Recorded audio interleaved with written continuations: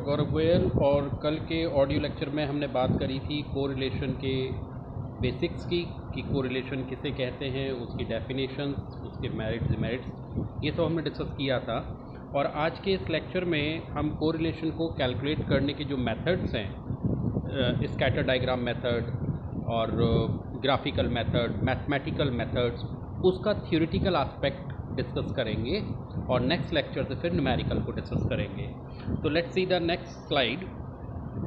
यहाँ हमने graphical methods के बारे में, जिसको कि हम स्कैटर डायग्राम और डॉटोग्राम भी बोलते हैं, हमने इसकी थ्योरेटिकल एस्पेक्ट को लिखा है।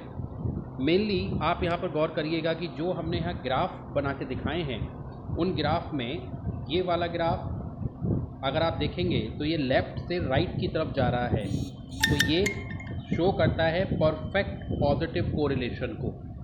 ये वाला करता है, क्योंकि अपोजिट है, तो ये करता है परफेक्ट नेगेटिव कोरिलेशन को। और इस पर गौर करिए, इसमें कोई डायरेक्शन नहीं दिख रहा, जो वैल्यूज़ हैं बिखरी हुई हैं, कोई डायरेक्शन नहीं दिख रहा, लेफ़्ट से राइट या राइट से लेफ़्ट, कहीं कोई डायरेक्शन नहीं दिख रहा, तो हम बोलेंगे देयर इज़ नो कोरिलेशन। हमने यहाँ लिखा भी है देयर इज़ नो कोरिलेशन।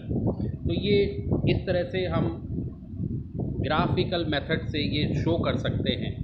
अच्छा, इस मेथड का बस एक ड्रॉबैक है कि हम इससे क्वांटिटी डिसाइड नहीं कर सकते, नेचर डिसाइड कर सकते हैं, वेदर इट इज़ पॉजिटिव और negative. Clear? Okay, next slide में हम देखें तो ग्राफिकल मेथड ही चल रहा है अभी। अब यहाँ ग्राफिक मेथड, ऊपर वाला स्कैटर डायग्राम था, ग्राफिक मेथड की ये थ्योरी लिखी है। और मैं थ्योरेटिकल ये डिस्कस ना करके नेक्स्ट स्लाइड दिखा रहा हूँ, जहाँ हमने एक ग्राफ को लिया है, हमने एक प्रैक्टिकल हम ले लेते हैं इसका। ये रहा। यहाँ पे आप देखेंगे कि इस क्वेश्चन में हमने दो फैक्टर्स लिए हैं, एज ऑफ हस्बैंड्स और एज ऑफ वाइफ। इन दो वेरिएबल्स के बीच में कोरिलेशन पूछा जा रहा है। हमने क्या करा, इसको ग्राफ पर प्लॉट कर दिया। एक्स एक्सिस पर तो हमने ले लिया पेयर नंबर 1, पेयर नंबर 2, 3 जो क्वेश्चन में दे रखा है। कितने पेयर्स की जानकारी है? 10 पेयर्स की। ओके, क्या जानकारी है देखिए क्वेश्चन में। एज ऑफ हस्बैंड, पहले पेयर जो है उसमें हस्बैंड की एज है 20 ईयर्स और वाइफ्स की एज है 18। तो 20 और 18 को दोनों को शो कर देते हैं। 20 को हमने ये कर दिया पहले पेयर को, और 18 को हमने ये कर दिया। इस तरह से आप अब सेकंड पेयर पे देखिए, सेकंड पेयर पे नंबर है 25, 22, तो 25 ये रहा और 22 ये रहा। ओके, जब सारे नंबर प्लॉट्स हो जाएं तो गौर करिए कि दोनों के दोनों कर्व जो बने हैं, एक कर्व है एज ऑफ हस्बैंड का और एक कर्व बना एज ऑफ वाइफ्स का। दोनों में गौर करिए सेम डायरेक्शन है मूवमेंट का ऑलमोस्ट, तो हम बोलेंगे क्योंकि सेम डायरेक्शन में जा रहे हैं दोनों कर्व, इसलिए देयर इज पॉजिटिव कोरिलेशन। हमने नीचे लिखा है यहाँ पर देयर इज पॉजिटिव कोरिलेशन। ये रहा पॉजिटिव कोरिलेशन। क्यों? Because both curves are moving in the same direction. तो ग्राफिकल मेथड से हम ये तो पता कर सकते हैं कि पॉजिटिव है नेगेटिव है, बट प्रॉब्लम ये है कि हम क्वांटिटी को डिसाइड नहीं कर पाते, ये प्रॉब्लम है एक।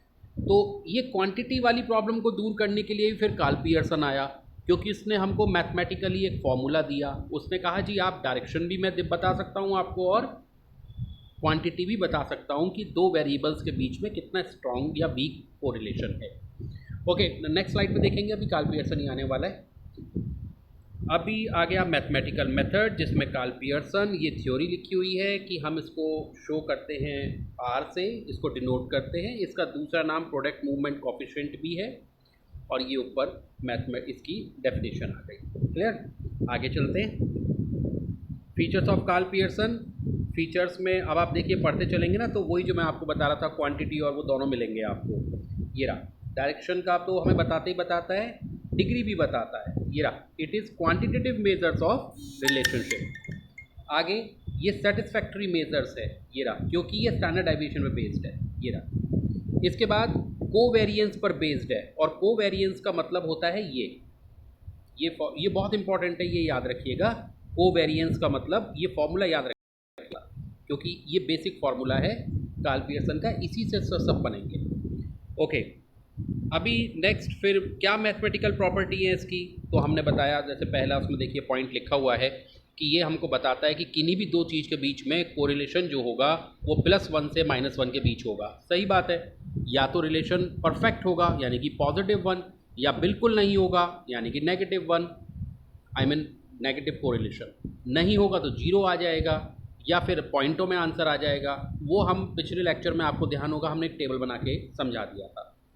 दूसरी प्रॉपर्टी है कि इसमें कोई फ़र्क नहीं पड़ता चेंज इन ओरिजिन और स्केल का, मतलब इसके आंसर में इसकी जो न्यूमेरिकल वैल्यूज़ जो दे रखी होती हैं क्वेश्चन में, उसमें कुछ भी प्लस करो, माइनस करो, मल्टीप्लाई करो, हर नंबर में डिवाइड करो, माने पूरे क्वेश्चन को अगर आप चेंज भी कर दोगे किसी कांस्टेंट नंबर से प्लस माइनस मल्टीप्लाई या डिवाइड करके, तो आंसर पे कोई फ़र्क नहीं पड़ेगा।